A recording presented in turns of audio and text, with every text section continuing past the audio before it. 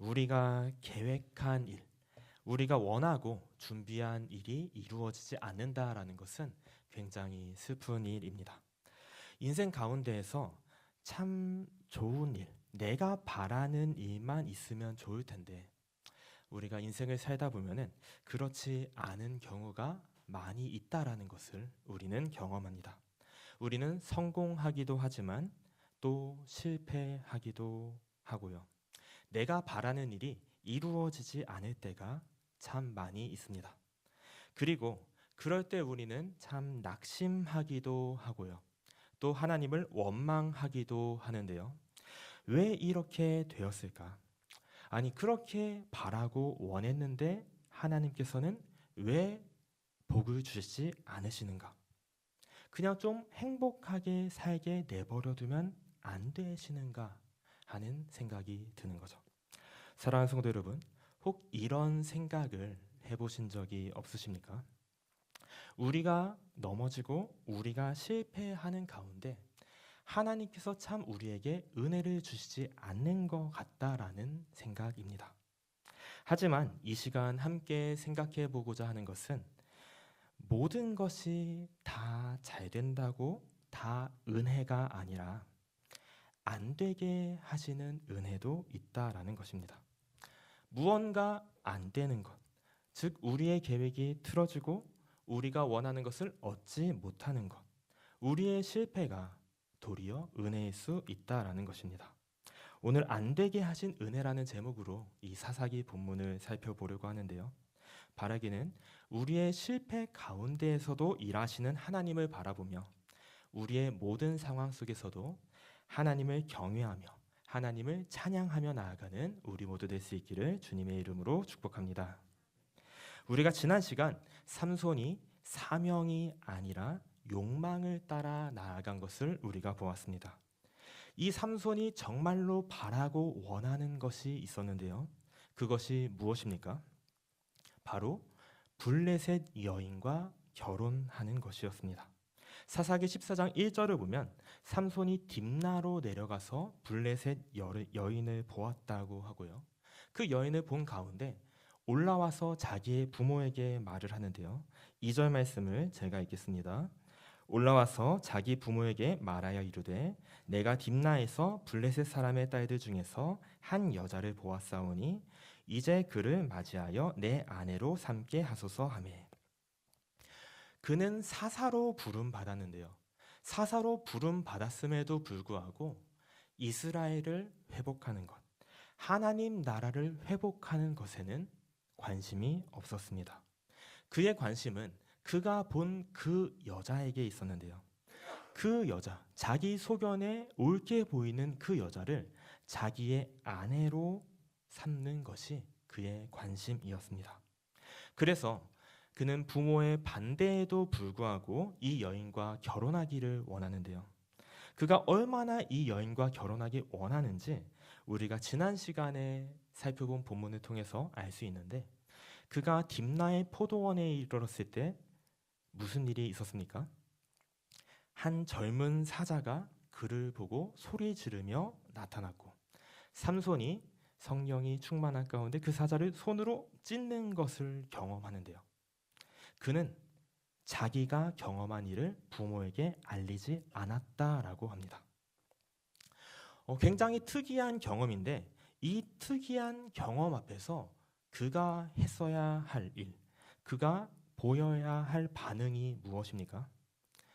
그는 사자 앞에서 멈췄어야 했습니다.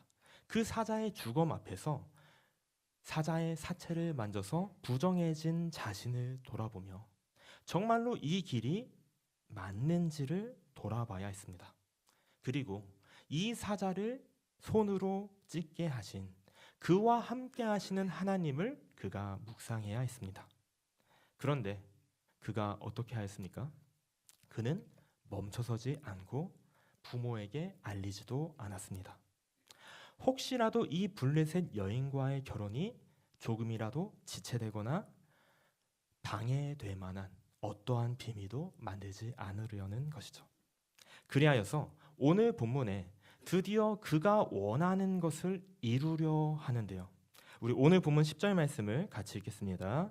삼손의 아버지가 여자에게로 내려가매 삼손이 거기서 잔치를 베풀었으니 청년들은 이렇게 행하는 풍속이 있음이더라.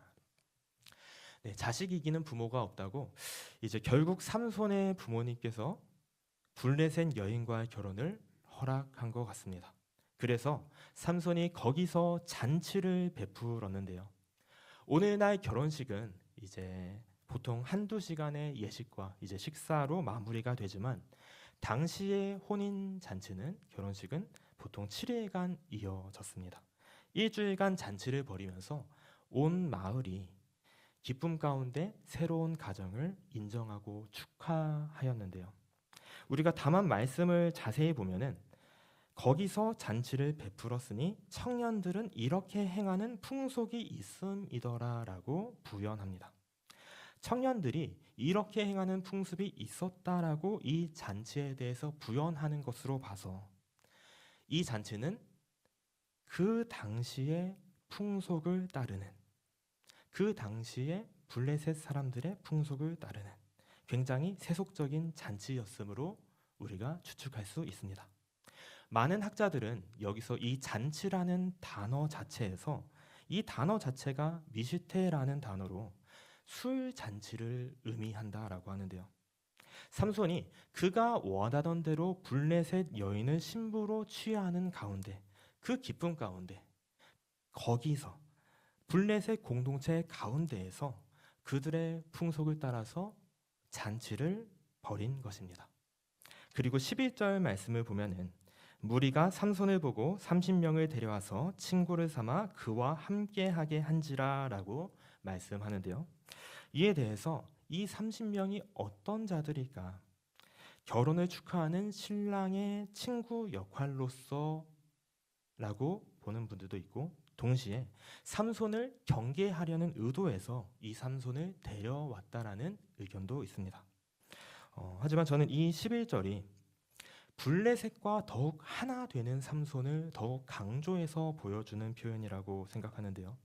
그는 본래 혼자 있었지만 그 혼자 있는 삼손을 블레셋 사람들이 보고 30명의 친구를 그에게 데려왔고 이제는 그와 함께 그 친구들이 함께 있는 모습을 보여주는 것입니다.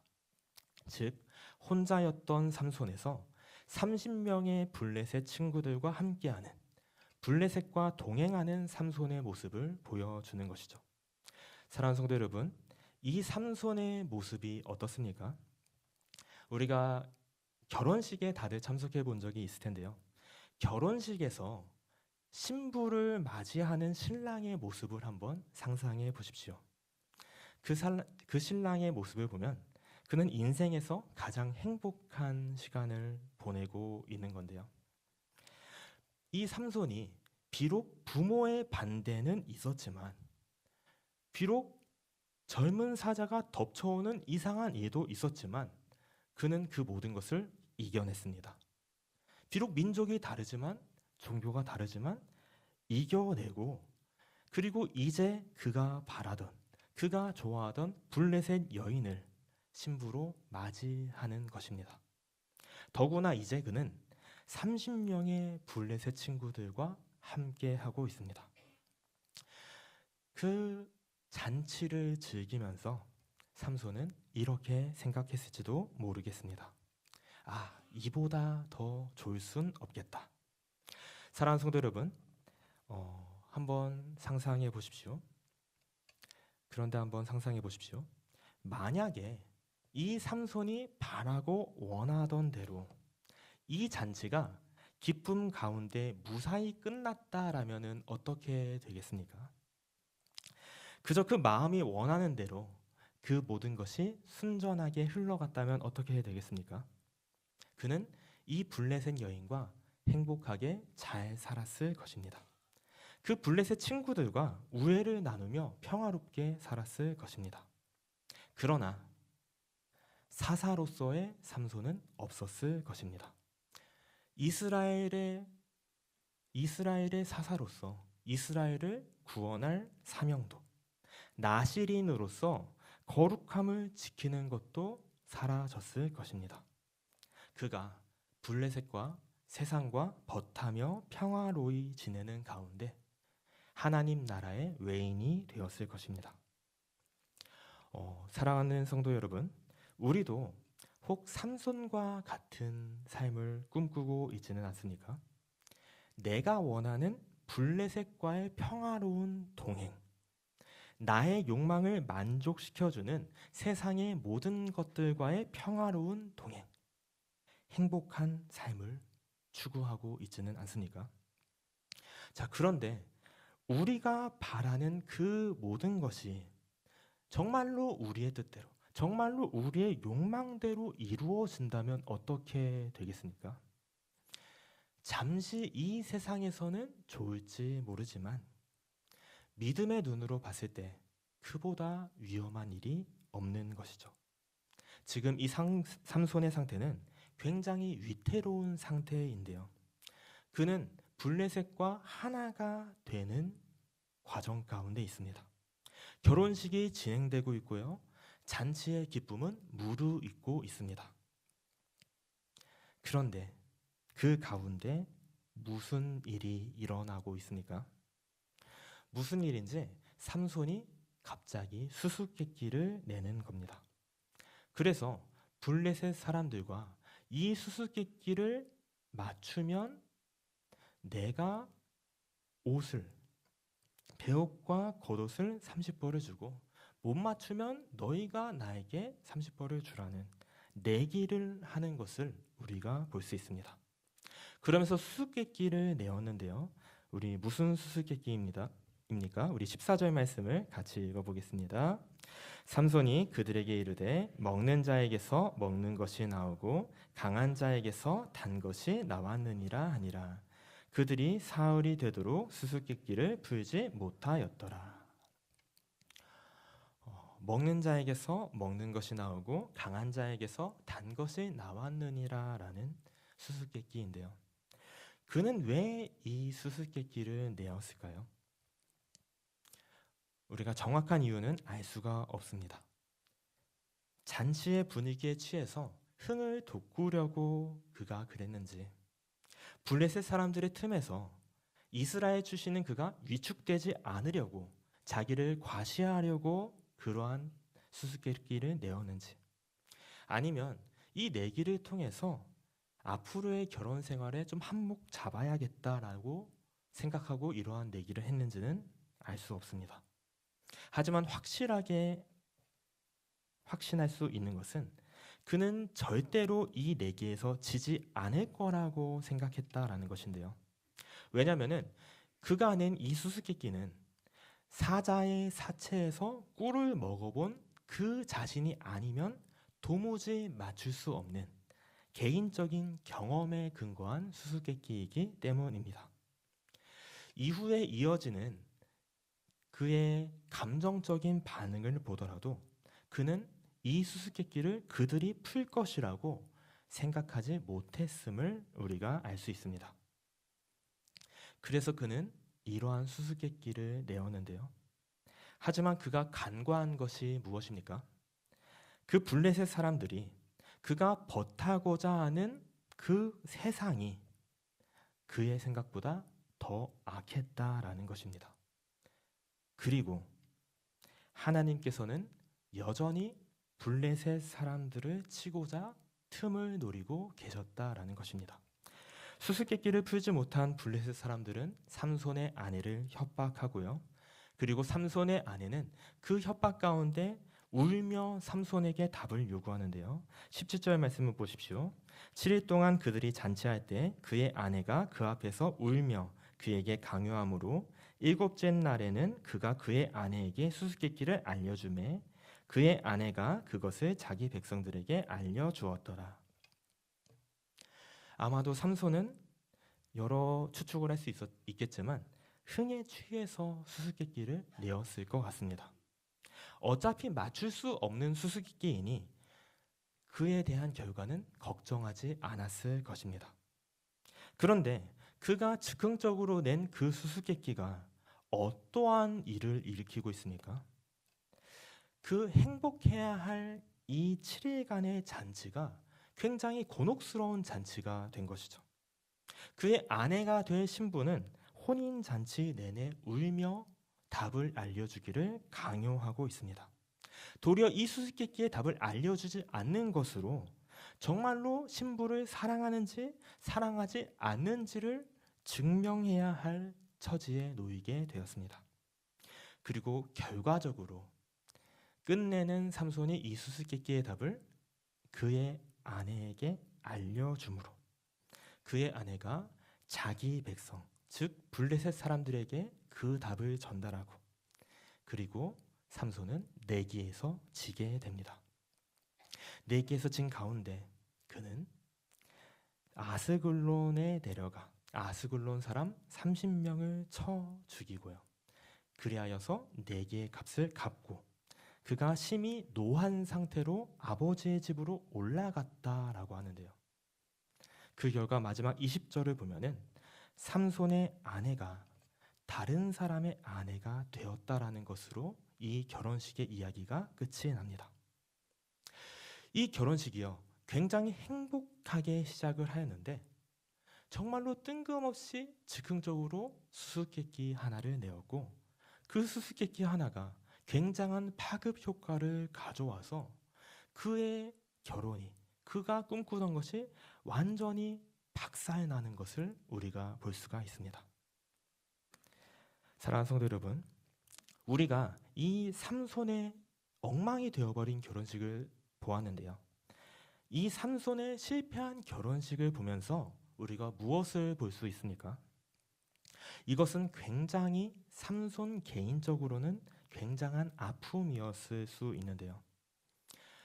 어떻게 그녀가 답을 그들에게 알려줄 수 있었을까? 그녀에 대한 배신감이 올라왔을 것입니다. 어떻게 그 블레셋 사람들은 그녀를 협박하고 이용할 수 있었을까? 그들에 대한 굉장한 분노가 치밀었을 것입니다. 그러는 동시에 자기 자신에 대한 후회와 자책이 몰려왔을 것입니다. 내가 왜 수수께끼 같은 걸 내었을까? 만약에 수수께끼를 내지 않았다면 이런 일이 없었을 텐데. 아니, 애초에 사자를 만나고 꿀이 있는 것을 보지 않았다면 좋았을 텐데.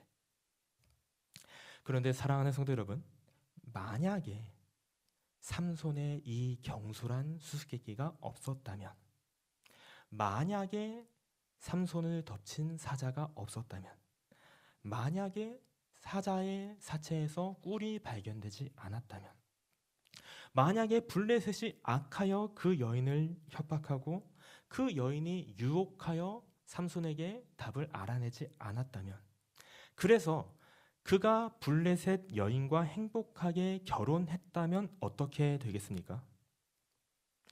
그것이 정말로 그에게 행복하고 좋은 일이었겠습니까? 사랑하는 성도 여러분, 오늘 설교의 제목을 기억하십시오.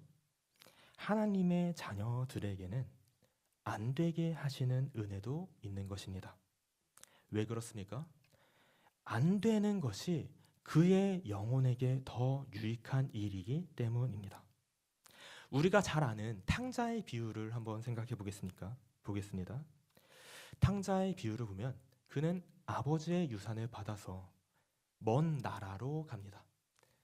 아버지와 함께할 생각이 없는 그가, 아버지를 기뻐할 생각이 없는 그가 아버지가 없는 먼 곳으로 가서 그가 원하는 마음대로의 삶을 사는 것, 그 많은 재산을 가지고 그가 원하는 대로 사는 것, 그것이 그가 꿈꾸는 삶이었습니다.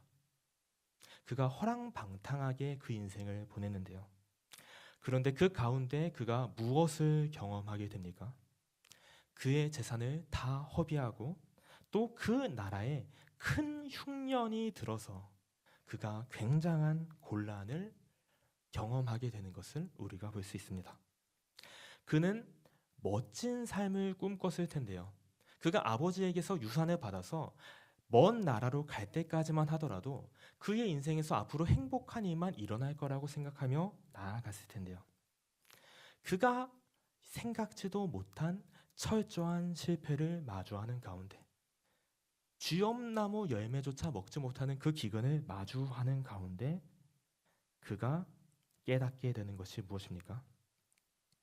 아버지의 집이 정말로 아버지가 참으로 좋았다라는 것입니다. 만약에 그가 원하는 대로 모든 것이 순조롭게 진행됐다면 어떻게 되겠습니까? 그는 영원히 타지에서 아버지와 전혀 상관없는 삶을 살았을 것입니다. 그런 점에서 그가 망하게 된 것이 도리어 은혜인 것이죠. 여기 서 있는 저 또한 얼마나 많이 하나님을 떠나려 했는지 모르겠습니다. 제가 목사로서 서 있어서 원래부터 하나님을 기뻐했겠거니라고 생각하실 수도 있는데 저는 굉장히 하나님 없는 삶을 꿈꾸며 살았고요. 하나님 없이 행복한 삶을 살기를 추구했었습니다. 제가 이제 중학교에서 고등학교 올라가면서 또 수많은 실패들이 있지만 한 가지 예를 들어 말씀드리면 제가 원하는 학교에 들어갔다면 그 당시 제 생각 가운데 이제 가지고 있는 생각이 뭐였냐면 내가 그 학교만 들어가면 이제는 교회를 안 다니고 기숙사에서 그냥 학교에서 내가 원하는 공부만 하면서 살아야겠다. 그냥 내 마음대로 내가 하고 싶은 거 하면서 살아야겠다. 내가 원하는 뜻대로 이루어졌다면 하나님을 찾지 않았을 것입니다. 굉장히 단편적인 예를 들었는데요. 수많은 경험들을 돌이켜 봤을 때 정말로 내 생각대로 내가 원하는 대로 내가 꿈꾸는 대로 이루어졌다면 내가 정말 하나님을 찾았을까?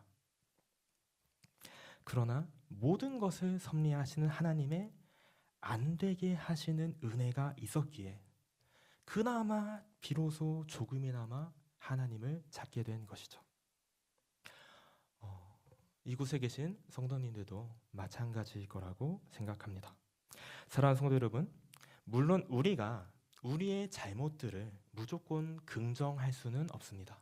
어떻게든 하나님께서 일하실 것이니까 우리가 마음껏 살아야지 라는 말이 아닙니다.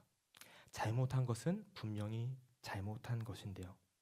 하지만 그럼에도 불구하고 우리가 감사할 수 있는 것이 무엇이냐면 하나님께서는 우리의 경솔함과 우리의 실수와 우리의 실패 가운데에서도 일하신다라는 사실입니다.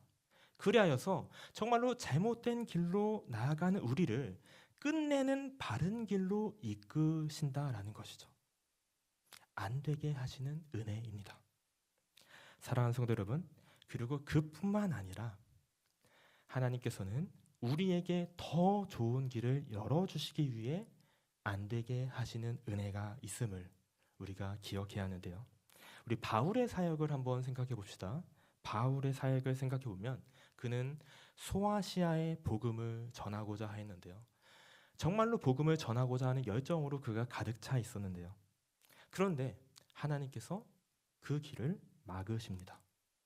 하지만 그 막으시는 길 가운데 또한 어디로 길이 열림을 우리가 볼 수 있습니까?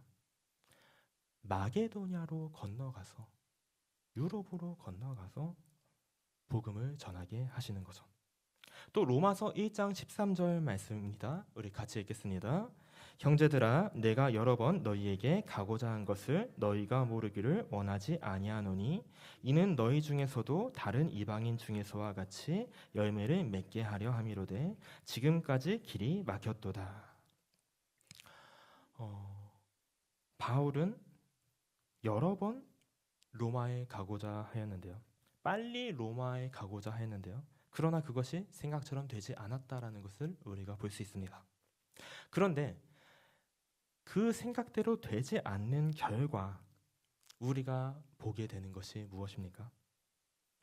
이 로마서라는 서신을 보게 되는 거죠. 하나님의 안 되게 하시는 가운데 정말로 하나님의 나라의 유익을 위한 더 큰 하나님의 일을 이끄시는 하나님을 우리가 발견하게 되는 것입니다. 사랑하는 성도 여러분, 삼손을 보십시오.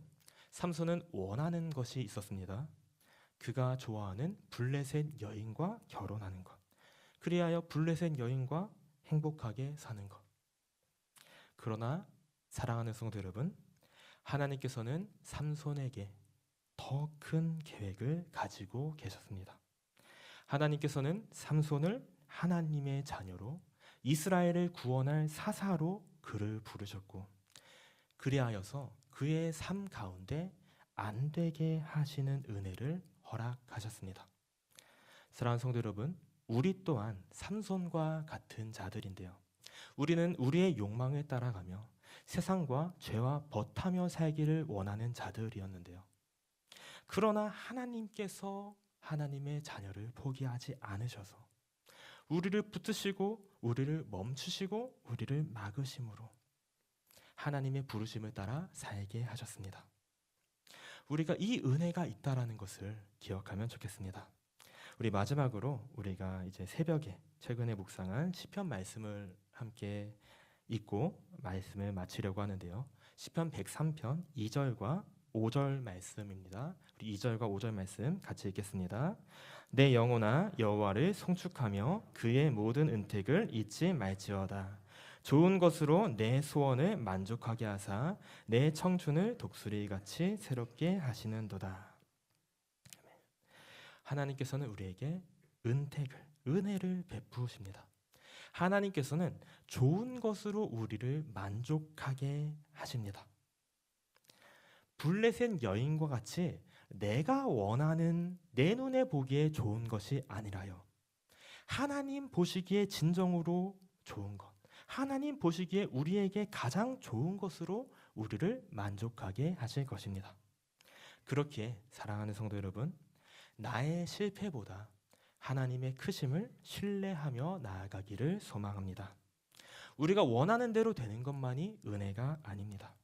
진정으로 우리를 위하여 안 되게 하신 것까지도 하나님의 은혜입니다. 우리가 이 시간 진정으로 우리를 붙드시는 하나님, 우리에게 가장 좋은 것으로 주시는 이 하나님의 은혜를 소망하며 감사와 순종으로 나아가는 우리 모두 되기를 주님의 이름으로 축복합니다.